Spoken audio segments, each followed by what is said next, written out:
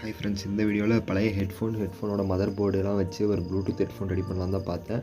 First ஒரு mother board எடுத்து அதில் வந்து பேட்டரியோட ப்ளஸ் ஒரு 380 mAh பேட்டரி எடுத்து பேட்டரியோட ப்ளஸ் மைனஸ் கனெக்ட் பண்ணி சார்ஜ் போட்டு ஹெட்ஃபோன் ஜாக்கோட ஃபீமேல் போர்டு எடுத்து சால்ட்ரு பண்ணிவிட்டு அதுக்கப்புறம் பார்க்குறேன் அந்த மதர் போர்டு வந்து ஒர்க் ஆகலை. சரி ஒர்க் ஆகலை அப்படின்னு சொல்லிட்டு எல்லாத்தையும் டீசால்ட்ரு பண்ணி எடுத்துகிட்டு மறுபடியும் வந்து வேறு ஒரு பழைய ஹெட்ஃபோன் இருந்துச்சு, அதில் ஒரு மதர் போர்டு இருந்துச்சு.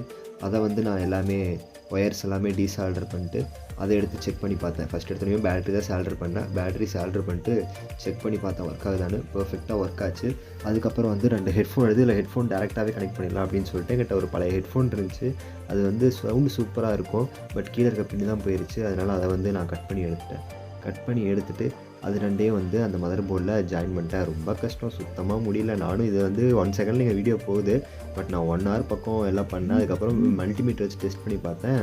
அதில் வந்து பவர் கம்மியாக இருந்துச்சு. ஓகேன்னு சார்ஜ் போட்டு ஆன் பண்ணி கனெக்ட் பண்ணி பார்த்தேன். கனெக்ட் பண்ணால் சூப்பராக ஒர்க் ஆச்சு.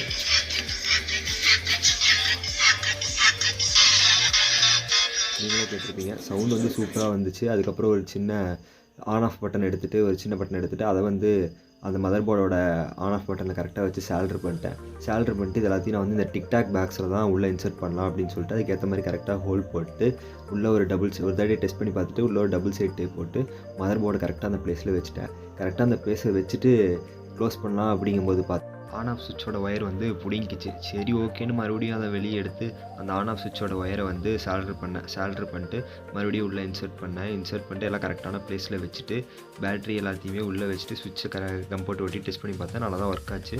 எல்லாத்தையும் இன்சர்ட் பண்ணிட்டு ப்ளூ கன் போட்டதுக்கப்புறம் பார்த்தா மறுபடியும் பேட்டரியோட ஒயர் பிடிங்கிச்சு. அதுக்கப்புறம் எல்லாத்தையும் கழட்டி போட்டு யோசிச்சு பார்த்தேன், இதுக்கு மேலே முடியாது, ஆல்ரெடி 2-3 hours ஒர்க் பண்ணேன், இதுக்கு மேலே முடியாதுன்னு சொல்லிட்டு கோவம் வந்து எல்லாத்தையும் தூக்கி போட்டு அடுத்த ப்ராஜெக்ட்டில் பார்த்துக்கலான்னு வச்சுட்டேன். இது ஒரு ஃபெயிலியர் ப்ராஜெக்ட் தான். லைக் அண்ட் சப்ஸ்கிரைப் பண்ணுங்கள் ஃப்ரெண்ட்ஸ். தேங்க்யூ.